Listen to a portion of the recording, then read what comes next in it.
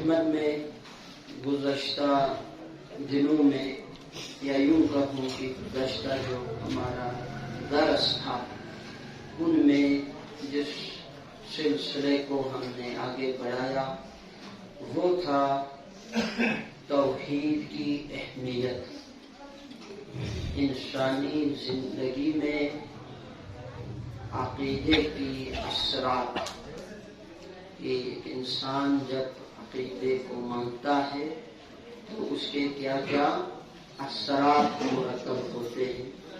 تو کل میرے خیال میں ہم آخر میں یہاں تک بات پہنچی تھی کہ انسان سمجھ رہے ہیں نا آپ لوگ. میں کوشش کرتا ہوں آہستہ سمجھاؤں تاکہ بات سمجھے یاد رہے.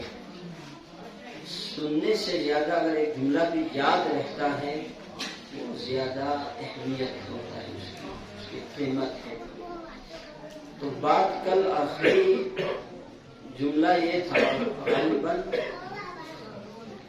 کہ انسان کے جو اعمال ہیں وہ تب تک ثمر آور نہیں ہو سکتا یا فائدہ مند نہیں ہے جب تک اس عمل کے ساتھ ایمان نہ ہو. یہ تھا بات یہی تھی نا. آخری جملہ یہی تھا. اسی کو آگے تھوڑا سا دیکھیں. اسی بنیاد پر یہ کہا گیا کہ وہ لوگ جو مومن نہیں ہے کیا ان کو آخرت میں نیکی کا بدلہ دیا جائے گا یا ملے گا یا نہیں ملے گا. یہ اکثر یہی سوال تھے اور اس کی ضمن میں عرض یہ ہوا نہیں ملے گا. آخرت میں نہیں ملے گا. دنیا میں اس عمل کا اگر کوئی ثمر ہے فائدہ ہے اس عمل کا وہ تو ملے گا لیکن آخرت میں اس کو کچھ بھی نہیں. اس سلسلے میں بہت ساری باتیں ہو گئی. آج اسی کو آگے بڑھاتے ہیں. دیکھیں کیوں نہیں ملے گا. ایک وجہ کل بیان ہو گیا. ایک اور چیز وہ چیز یہ ہے کہ انسانی جو عمل ہے ایک تو یہ دیکھا جائے گا کہ اس عمل کا اثر کہاں تک جاتا ہے. ایک کیا کسی عمل کا بذات خود نیک ہونا کافی ہے یا اس عمل کے نیک ہونے کے ساتھ ساتھ اس کے کرنے والے کی نیت کا ساتھ ہونا بھی ضروری ہے. یہ چیز کا ہے. بات سمجھ آ گئی نا. ایک تو ہے عمل کا نیک ہونا. میں حدیثیں آپ کی خدمت میں عرض کروں گا. ایک تو ہے عمل کا نیک ہونا جو کہا جاتا ہے جیسے ایک انسان کا ایک عمل ہے اچھا ہے برا ہے. ظاہر ہے اچھے کی معاشرے میں انسانی سماج میں پذیرائی ہوتی ہے نیک سمجھا جاتا ہے اس کو داد دیا جاتا ہے.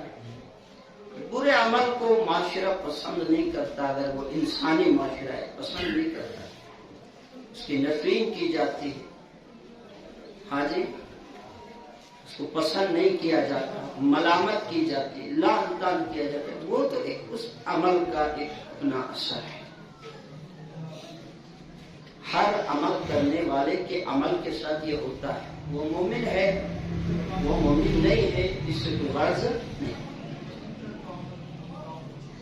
دنیا کے قانون اور اسلامی قانون جس کو قانون الہی کہا جاتا ہے قانون الہی اور دنیاوی قوانین میں یہی فرق ہے.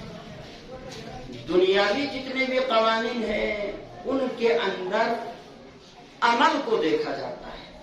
عمل اچھا ہے یا عمل برا ہے. اچھے عمل کو اس کا جزا برے عمل کے لیے اس کی سزا چاہے کرنے والا کوئی. لیکن قانون الہی میں اللہ کے قانون میں صرف عمل نہیں دیکھا جاتا.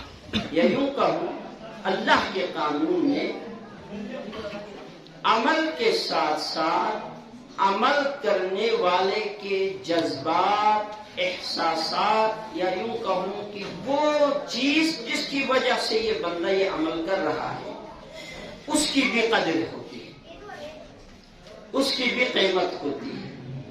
صرف عمل دیکھا نہیں جائے گا، اللہ کے قانون میں بندہ یہ کیوں کر رہا ہے یہ زیادہ اہمیت رکھتا ہے۔ اب بات سمجھ آ گئی نا؟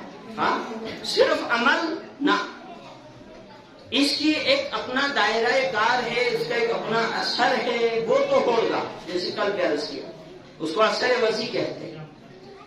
اثر وضعی کی حد تک دنیا کے اندر اس کے نتائج کی حد تک ایمان کی کوئی شرط نہیں ہے،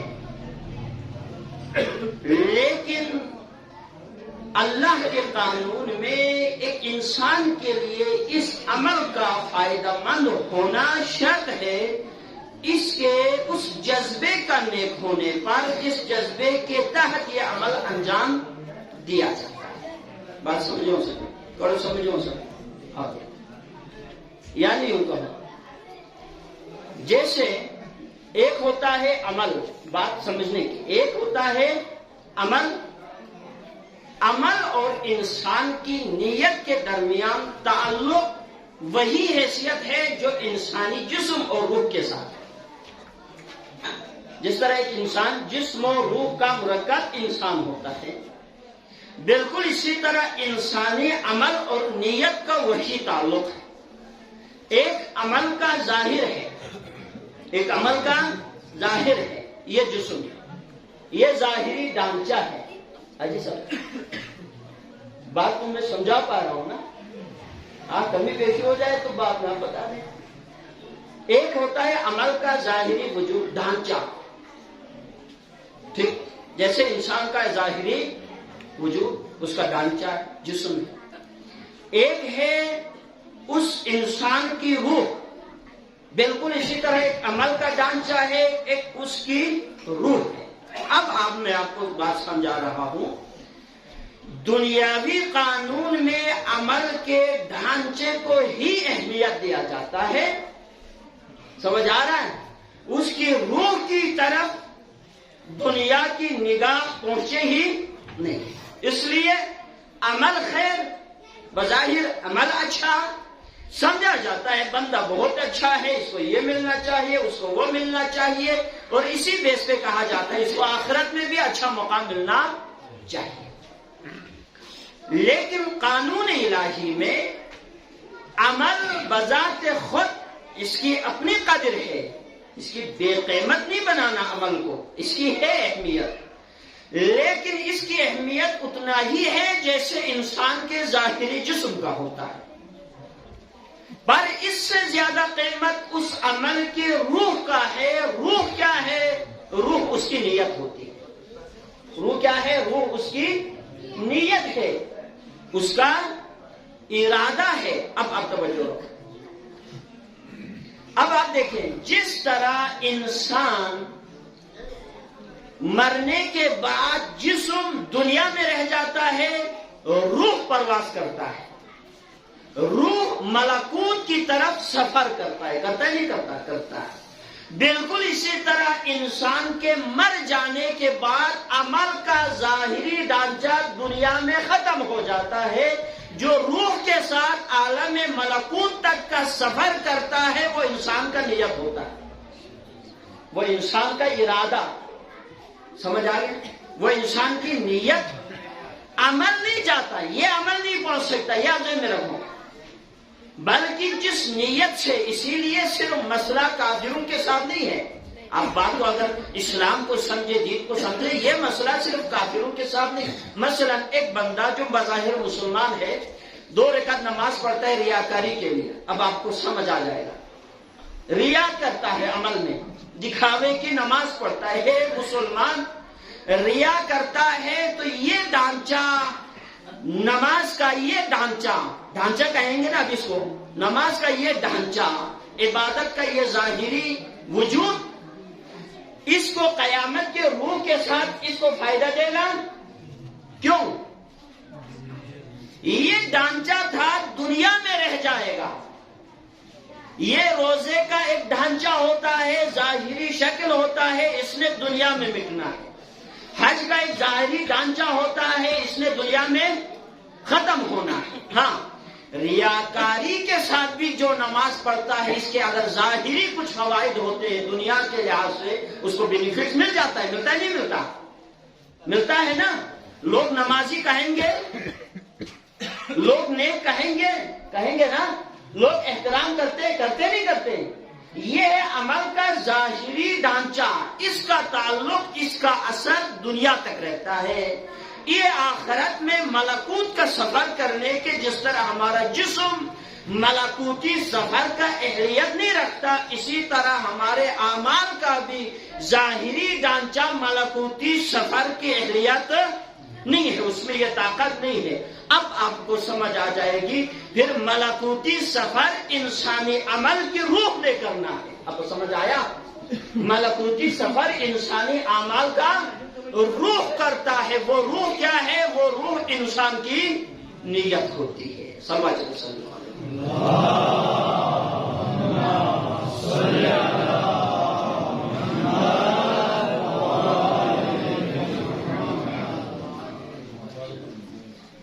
سمجھو اسے جو ہاں ایک دفعہ سلوات پڑھے، تھوڑا سا چیز یہ ہمیشہ ذہن میں رکھو۔ بات کیا تھی؟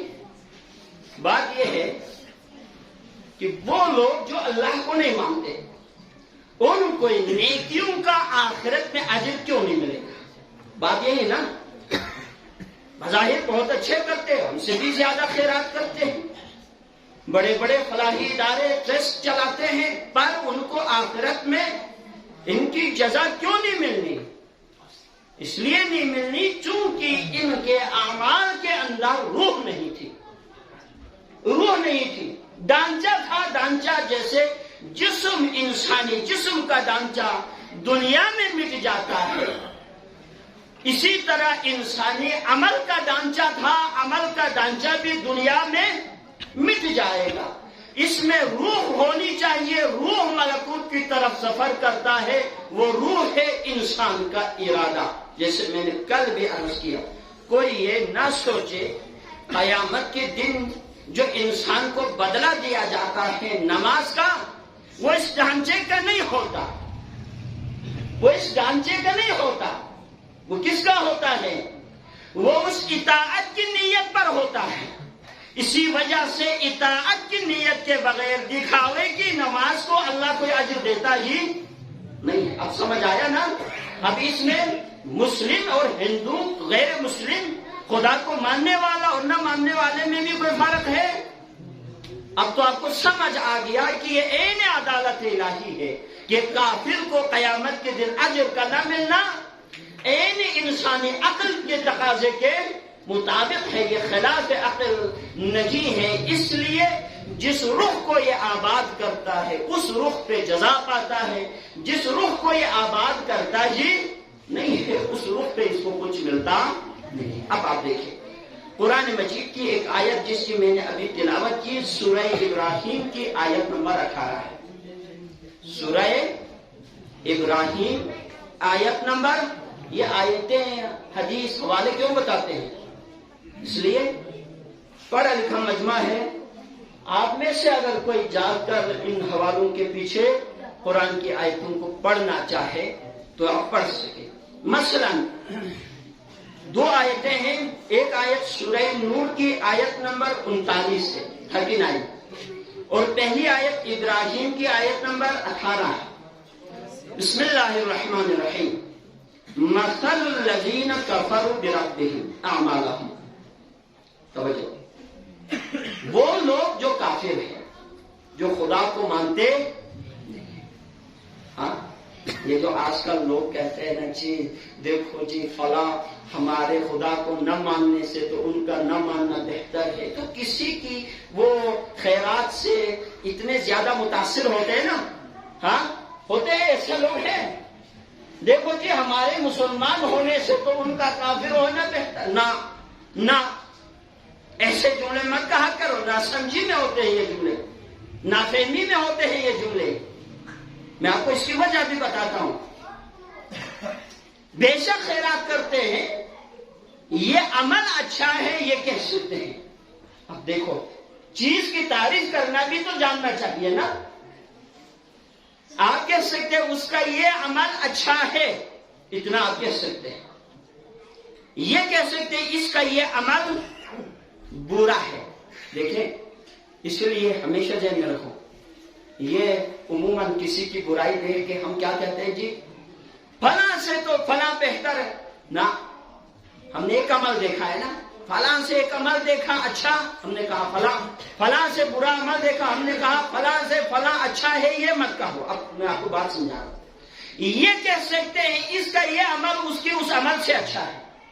تھوڑا سا بات گنجائش ہے کہنے کی، لیکن جان کے کہے اس کا یہ عمل اس کے اس عمل سے بہتر، اس کا یہ رویہ اس کے اس رویے سے بہتر۔ یہ کہہ سکتے ہیں فلاں بندہ فلاں سے اچھا ہے، نہیں کہہ سکتا۔ اس کی وجہ کیا ہے؟ اس کی وجہ یہ ہے ہمارے سامنے اس کی ایک اچھائی ہے، اس کی ایک برائی ہے، ہم نے موازنہ کیا نا، لیکن ہمارے سامنے اس کی پوری زندگی کے اعمال ہے نہیں ہے۔ اب بات سمجھ آ رہے ہے نا؟ اس کی پوری زندگی کے اعمال ہے نہیں۔ کتنے اعمال ہوں گے جو اس نے چھپا کر کیا، اللہ کے علاوہ کوئی اور جانتا بھی نہیں۔ یہ جس کو ہم اچھا سمجھ رہے ہو سکتے اس کے کتنے ایسی برائیاں ہوں جنہیں اللہ کے سوا کوئی دوسرا جانتا ہی نہیں۔ لہذا اس طرح کی جس کو کہتے ہیں کمپیریزن کرنا، مقابلہ مقایسہ کرنا، اور ایک کو اچھا قرار دینا ایک کو برا قرار دینا، یہ ہمیں شریعت اس کی اجازت نہیں دیتا۔ ہمیں کیا کرنا چاہیے؟ حد الامکان اتنا حد تک ہم کہہ سکتے ہیں جی لگتا ہے اس کا یہ کام اچھا ہے، معلوم ہوتا ہے اس کا یہ کام ٹھیک نہیں، فلاں بندہ فلاں سے اچھا نہ۔ فَمَن يَعْمَلْ مِثْقَالَ ذَرَّةٍ خَيْرًا يَرَهُ وَمَن يَعْمَلْ مِثْقَالَ ذَرَّةٍ شَرًّا يَرَهُ۔ وہ ذرہ بر بھی کون ہوتا ہے نا، وہ ہمارے پاس تو نہیں ہے۔ لہذا ایک مسئلہ آپ اس چیز کو تو میں عرض کر رہا تھا، جو عموماً کہتے ہیں جی ہم مسلمان ہوتے ہوئے ایسا نہیں کر سکتے، وہ کافر ہوتے ہوئے ہم سے اچھے ہیں۔ آپ یہاں پر عمل کی موازنہ کر سکتے، ہمارا یہ عمل اچھا نہیں ہے، ان کا یہ عمل اچھا ہے۔ اسلام اور کفر کے موازنے کی اجازت نہیں ہے۔ بات سمجھ آ رہے ہیں نا؟ اتنا بہت سارے لوگ اس حد تک متاثر ہو جاتے ہیں، بہت زیادہ آگے گزرتے ہیں، کہتے ہیں جی مسلمان سے کافر بہتر ہے نا، اسلام سے کفر کبھی بہتر ہو ہی نہیں سکتا۔ ایک چیز، اب جو آیت ہے میں اس کی تلاوت کر کے دو جملے آگے بڑھا ہوا، ٹائم ختم ہو رہا ہے، پتہ نہیں ٹائم کا مسئلہ رہتا ہے۔ مثل الذین کفروا بربہم اعمالہم، خدا کہتا ہے کہ وہ لوگ جو کافر ہیں ان کے اعمال کی مثال دی ہے۔ اللہ نے قرآن مجید میں مختلف مثالیں دی ہے نا، مختلف مثالیں اللہ نے خود دی، ان میں سے ایک مثال یہ ہے مثل الذین کفروا بربہم اعمالہم، وہ لوگ جو کافر ہیں نا ان کی اعمال کی مثال کیا ہے؟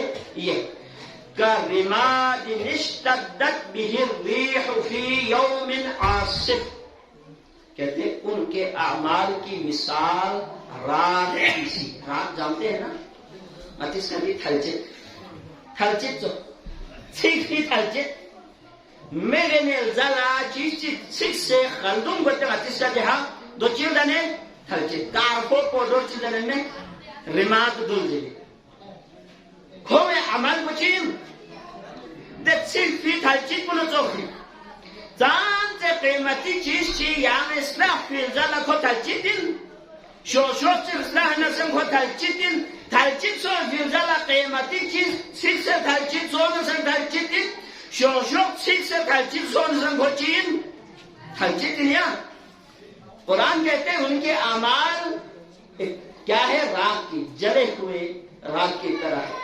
پھر کَرِمَادٍ اشْتَدَّتْ بِهِ الرِّيحُ فِي يَوْمٍ عَاصِفٍ، یوم عاصف کہتے طوفانی روز کو، جس دن طوفانی ہوا، بڑی سخت آندھی چلے، طوفانی روز جسے کہتے ہیں، جس دن سخت آندھیاں چلے، اس دن جس طرح ہوا مٹی کے ذرات، اور یہ جو رماد ہوتا ہے یہ بہت ہلکا ہوتا ہے وزن میں، عام مٹی سے بھی کیا ہوتا ہے وزن میں ہلکا ہوتا ہے نا، تو پورے گیرواں اس کو اڑانا بڑا آسان ہوتا ہے نا، یہ جس طرح اگر ویسے بھی معمولی سی ہوا سے اڑنے والا ہوتا ہے، یا اگر تیز سپیڈ سے ہوا چلے جسے کہتے ہیں یوم عاصف، طوفانی روز ہو، تو وہ کہاں سے کہاں اڑا دے گا، نام و نشان تک بھی اس کا باقی نہیں ہے۔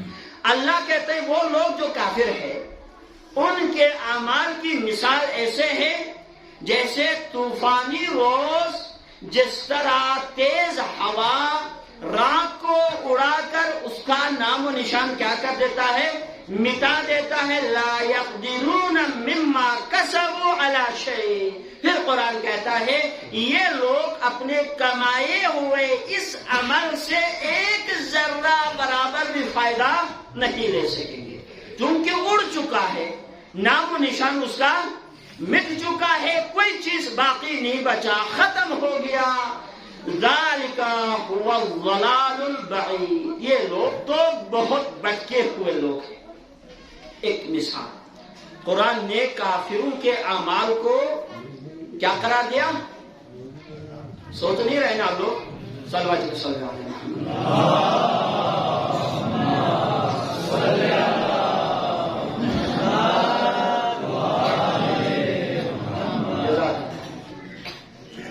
میں آپ لوگوں کی جو خاموشی ہے وہ میرے لیے تشویش کا باعث ہے، میں یہ پریشان ہو رہا ہوں، آپ کو سمجھا رہا ہوں، میں سمجھا رہا ہوں، سمجھ رہے ہیں؟ سمجھو میرے لیے؟ ہاں، ایک مثال سورہ ابراہیم کی آیت نمبر 18، یہ دوسری مثال پھر تھوڑی سی میں وضاحت کروں گا۔ والذین کفروا اعمالهم، یہ دوسری مثال ہے، قرآن کی آیت ہے، سورہ نور آیت نمبر 39 ہے، توجہ کریں۔ وہ لوگ جو کافر ہیں، والذین کفروا اعمالهم، وہ لوگ جو کافر ہیں نا، ان کی عمل، ان کے عمل کے بارے میں قرآن کہتے ہیں کسراب بقیعۃ یحسبہ الظمآن ماء۔ اللہ اکبر، کتنا خوبصورت مثال دیتا ہے۔ ایک مثال دی قرآن نے، پھر دوسری مثال سورہ نور کی آیت نمبر 39 ہے، 39، کیا فرمایا؟ وہ لوگ جو کافر ہیں نا، ان کے اعمال سمجھ، وہ عمل خیر ہے جو بظاہر خوبصورت نظر آتا ہے نا، یہ جو لوگ جن پہ گرفتہ ہو جاتے ہیں، جی اس کا مطلب ہے نیک عمل کے لیے، اچھا بننے کے لیے خدا نخواستہ پھر ہمیں بھی ان کی طرح بننا چاہیے، تو ان کے اعمال کی حقیقت قرآن کیا کہتا ہے، یہ کہ وہ لوگ جو کافر ہے اعمالهم، ان کا عمل کیا ہوگا، کسراب بقیعۃ، سراب کا پتہ ہے آپ کو؟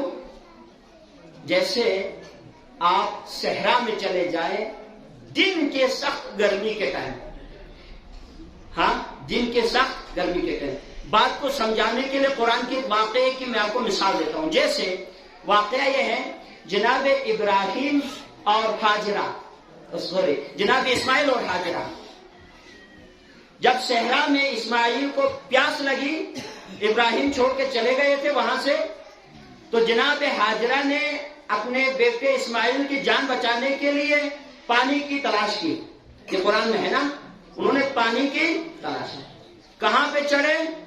ٹیلا تھا، صفا کہتے تھے اس پہ، تو وہاں پانی نظر آیا نا ان کو، بہتا ہوا پانی نظر آیا، ادھر گیا تو دیکھا وہاں پانی نہیں، یوں دیکھا تو صفا سے مروہ ادھر بہتا ہوا پانی دکھائی دیا، بات کے ادھر چلی گئی، ادھر پانی نہیں، پھر اس طرف دیکھا تو وہی صفا کی طرف دوبارہ پھر پانی، 7 دفعہ ادھر 7 دفعہ ادھر، یہ قرآن میں ہے نا۔ اسماعیل کی ماں، ابھی میں آپ کو سراب کس کہتے ہیں؟ صحرا میں جب دودھ کی تپش لگ جائے، ریت کے ذرات کے اوپر صحرا میں ایسا دکھائی دیتے جن کے وقت جیسے بہتا ہوا پانی ہوتا ہے، لیکن قریب جا کر دیکھتا ہے تو وہ پانی ہوتا نہیں، یہ قرآن کہتا ہے۔ ان کی اعمال کی مثال کسراب بقیعۃ یحسبہ الظمآن ماء. حاجی یہ جو گمان کرنے والا اس کو دور سے دیکھتا ہے تو اسے پانی محسوس ہوتا ہے. حتی اذا جاءہ لم یجد شیئا، یہاں تک کہ وہ اس کے قریب جاتا ہے، یہ آیت پڑھ رہا ہوں، اس کے قریب جاتا ہے تو وہاں کچھ ہوتا نہیں. ووجد اللہ عندہ، وہاں کچھ نہیں ہوتا، وہاں اللہ ہوتا. اب دیکھیں قرآن نے اس کی مثال دی. کیا؟ ایک تو کہا وہ رماد کی طرح، جلے ہوئے خاک کی طرح. دوسرا مثال دیا ان کے اعمال ایسے خوبصورت دکھائی دیتے ہیں نا، وہ صرف دور سے جو آپ کو خوبصورت دکھائی دیتے ہیں، قریب جا کے دیکھیں گے تو کچھ ہوتا نہیں. یحسبہ الظمآن ماء، یہ آپ کو پانی دکھائی دیتا ہے، گمان ہوتا ہے پر وہ پانی ہوتا. ان کے اعمال بغیر ایمان کے جو نیک عمل انجام دیتا ہے نا، اس کی مدت، اس کا اثر بہت کم ہے. دنیا کی زندگی تک اس کا اثر ہے، اس کا اثر ہے، دنیا کی زندگی تک ہے. اس کی عمر بہت کوتا ہے. اگر آپ نے اس کو لمبی عمر دینی ہے تو اس کے ساتھ ایمان کا ہونا ضروری ہے. وہ لوگ جو عام طور پر معاشرے میں بھی کہتے ہیں جی نماز کا ٹائم نہیں ہے ہمارے پاس، بھی بہت سارے لوگوں کو آپ نے دیکھا ہوگا، کیوں جی ہم تو فلاں مریض کے ادھر سے ادھر، ادھر سے ادھر کرتے رہے. سوشل ٹائپ کے لوگ ہوتے ہیں، وہ کہتے ہیں جی ہم تو سوشل کاموں میں اتنے غرق ہیں، ہمارے پاس نماز کا بھی ٹائم نہیں. یاد رکھ، کیا وہ نیکی تمہیں فائدہ دے گا نہیں دے گا؟ اس چیز کو ذرا سوچیں. اس کی وجہ کیا ہے؟ میں آپ کو اس کی مثال دیتا ہوں. ایسے لوگوں کی نیکی کیوں نہیں ہے؟ اس لیے نہیں ہے. دیکھیں، اگر آپ پوری دنیا کو خیرات دیں، پوری دنیا کو ہم کیا دے دیں؟ خیرات. ہمارے خیرات سے دنیا پلے. اگر اس کے اپنے ماں باپ بھوکے ہوں، ذرا توجہ ہے نا آپ لوگوں کی، اگر اس کے اپنے ماں باپ کیا ہوں؟ بھوکے، ان کو کچھ نہ دیتا، سب کے ساتھ نیکی کیا، ماں باپ کے ساتھ نیکی نہ کیا، آپ لوگ کیا کہیں گے اس بندے کے بارے میں؟ جی بہت اچھا کام کیا، لیکن بندہ اچھا نہیں ہے. کیوں؟ اس لیے جو اس کے نیکی کے سب سے زیادہ حقدار تھے ان کے ساتھ اس نے نیکی نہیں کی. خیرات دیتے ہیں، صدقات دیتے ہیں، اچھائی اور بھلائی کرتے ہیں. اچھا، اگر کسی نے کسی پر سب سے زیادہ احسان کیا، انسان نے اسی کے ساتھ برائی کیا، تو کیا کہیں گے لوگ؟ کہیں گے یار چھوڑو، اس کی نیکی اس کے منہ پہ مار دو. اس لیے جس نے اس کے ساتھ سب سے زیادہ اچھا کیا تھا، اس نے اسی کے ساتھ برائی کی. اب دیکھو، آپ نے فلاں کے ساتھ اچھائی کی، ہو سکتا ہے یہ کام اچھا ہو، فلاں کے ساتھ اچھائی کی، لیکن مجھے ذرا یہ بتاؤ ہمارے ساتھ سب سے زیادہ بھلائی کس کی ہے؟ جی بتائیں، ہمارے ساتھ سب سے زیادہ احسان کس کا ہے؟ رب کا ہے نا. تو نے ہر ایک کا مانا نہیں مانا تو اسی کا مانا جس کا سب سے زیادہ ماننا چاہیے تھا. سب کے ساتھ بھلائی کی، سب کے ساتھ احسان کیا. بھلائی اور احسان نہیں کیا تو کس کے ساتھ نہیں کیا؟ اس کے ساتھ نہیں کیا جس نے انسان کے ساتھ سب سے زیادہ بھلائی کی، سب سے زیادہ اچھائی کی. اس لیے یاد رکھو، نیکی تب تک نیکی نہیں بنتی جب تک نیک ہی نہیں بنتا، جب تک کرنے والا نیک نہ ہو. سمجھ آیا؟ جب تک کرنے والا، میں نے آپ کو پرسوں مثال دی، عمل نیک عمل ہی کی بنیاد پر اگر جزا ملنا ہوتا اللہ کے ہاں سے تو ہر 2 رکعت پڑھنے والوں کا اجر برابر ہوتا، جبکہ ہر 2 رکعت پڑھنے والوں کا اجر برابر نہیں، ہر حاجی کا اجر برابر نہیں، ہر زوار کا اجر برابر نہیں، ہر ماتم گزار کا اجر برابر نہیں. ہو سکتا ہے آج مجھ سے زیادہ ہم سب سے زیادہ ایک ایسا بندہ اس مجلس سے اجر اٹھا کے لے جائے جو ہم میں سے کسی کی نگاہ میں بھی نہ ہو. ہاں، یہ عجب مرحلہ ہے. دین عجب مرحلہ ہوتا ہے. نیکی ظاہری ڈھانچے کو نہیں کہا جاتا. عمل ظاہری ڈھانچے کا نام عمل نہیں ہے. ہوتا تو ریاکار کو بھی ثواب مل جاتا. بات سمجھ آیا؟ ظاہری ڈھانچہ تو اس کے عمل کا بھی ہوتا ہے نا. ہاں، عمل کس چیز کا نام ہے؟ عمل اس چیز کا نام ہے جو بندہ، اے اللہ میں تیرا بندہ ہوں، میں تیرے حکم کی اطاعت کرتا ہوں، بس. اس نیت سے زیادہ کوئی دوسری چیز عمل ہے ہی نہیں. یہ چیز، یہ نیت، یہ ارادہ کہ میں اللہ کا بندہ ہوں، جو کر رہا ہوں خدایا تیری اطاعت میں کر رہا ہوں، ورنہ یہ اٹھنا بیٹھنا سوائے جسمانی ورزش کے کچھ بھی نہیں ہے. اس سے نیت تو نکالے تو یہ اٹھنا بیٹھنا ہے. بہت سارے لوگوں کے لیے مضر صحت ہے. جن کی کمر کی درد ہو، جن کی گھٹنے کی درد ہو، ان کے لیے مضر صحت بھی ہے نا.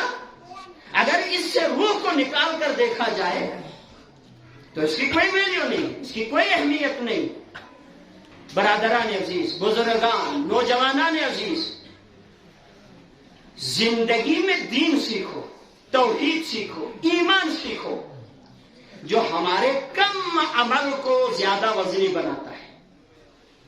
ہم زیادہ وزنی عمل کرنے کے عادی ویسے بھی نہیں ہے نا، ویسے بھی نہیں. اسی لیے وہ دعا آپ نے ہمیشہ ماہ رجب میں پڑھی جاتے، یا من یعطی الکثیر بالقلیل. وہ پروردگار جو تھوڑے سے عمل کا زیادہ اجر دیتا ہے. یا من یعطی الکثیر بالقلیل، بندے سے تھوڑا لیتا ہے اور زیادہ ادا کرتا ہے. سمجھ آ گیا؟ کیوں نہیں ملنا ان کو عبادت کا اجر؟ قیامت کے دن. ہاں، دنیا میں ہے. دنیا کی زندگی کا فارمولہ الگ ہے. من جد وجد، جس نے کوشش کی اس نے پایا. وَأَنَّ لَيْسَ لِلْإِنسَانِ إِلَّا مَا سَعَى، انسان کو وہی کچھ ملتا ہے جس کی وہ کوشش کرتا ہے. اس کا تعلق دنیا سے. یہ فارمولے دنیاوی زندگی کے ہیں، پر آخرت کے نہیں ہے. آخرت کی زندگی عمل کی کثرت سے نہیں بنتی، عمل کی قیمت سے بنتی ہے. سمجھ آیا؟ عمل کی قیمت سے بنتی ہے. عمل کو قیمتی بنانا سیکھو. قیمتی بنائے بغیر ہم زیادہ کر کے کامیاب نہیں ہو سکتے. زیادتی سے کامیاب ہونا ہوتا تو شیطان سے بڑھ کر کسی کا عمل نہیں تھا. عمل کی قیمت. ضربت علی، میں نے وہ پہلی مجلس میں پڑھا تھا نا، ضربت علی یوم الخندق افضل من عبادت. کون سی چیز تھی؟ وہ علی کی نیت، وہ علی کی معرفت، وہ علی کی اطاعت کا جذبہ. یاد رکھ، خدایا میں تیرا بندہ ہوں، زندگی میں تیرے حکم کی مخالفت نہیں کروں گا. اس ارادے سے بہتر کوئی اور عمل ہے ہی نہیں ہے. اس ارادے سے بندہ یہ ارادہ کر کے سوتا. میں نے کل بھی شاید پرسوں کسی میں عرض کیا تھا نا، یہ جو ابدی جنت، یہ جو ابدی جہنم ہے، اگر یہ عمل کا ہی بدلہ ہوتا، ظاہری ڈھانچے کا بدلہ ہوتا، تو 80 سال کی عبادت کا بدلہ اگر 80 لاکھ سال کر دیا جائے تو ایک دن ختم ہو جانا تھا نا. اس کا بدلہ نہیں ہے. کس چیز کا بدلہ ہے؟ اس ارادے کا بدلہ. اللہ یہ جب مرتا ہے نا انسان، جس ارادے کے ساتھ مرتا ہے، تو فرشتوں سے کہتا اگر میرا بندہ اس ارادے کے ساتھ جی رہا تھا، میں نے اسے 80 سال زندگی دی، اگر 80 لاکھ سال زندگی دیتا تو بھی یہ میری اطاعت کرتا. کفر پہ مرنے والے کے بارے میں کہتا ہے بے شک 60 سال میں مرا ہے تو 60 سال کو آپ ڈبل کر کے سزا کو 60 لاکھ سال کر دیتے نا. ہمیشہ کی جہنم ہے، اس کے ہمیشہ کی جہنم، سزا ہمیشہ کی. کیوں؟ اس لیے ہمیشہ کی سزا ہوگی چونکہ 60 سال کی زندگی میں اس نے نافرمانی خدا کے علاوہ کوئی ارادہ نہیں کیا. تو 60 کی بجائے اگر 60 لاکھ سال زندگی دیتے تو بھی یہ خدا کی کیا کرتے؟ ہاں تو آخرت کا جو بدلہ ہے وہ کس چیز کا عوض ہے؟ ایمان کا عوض ہے، اطاعت کا عوض ہے، بندگی کا عوض ہے. بندگی سیکھو، یہ زندگی کا لمحہ عبادت بن جائے گا. اور بندگی کہاں سے سیکھتا ہے؟ کربلا سے. ہمارے لیے تو یہ آیات ہے نا، نحن آیات اللہ، ہم ہے خدا کی نشانی. یہ ائمہ کا فرمان ہے. خدا کی شناخت، خدا کی پہچان، خدا کی معرفت ائمہ اہل بیت سے سیکھو، کربلا سے سیکھو. اطاعت کیسے کرنا ہے؟ یہ اطاعت بندے کی عقل کو بافضیلت بناتا ہے، اطاعت بناتا ہے. اطاعت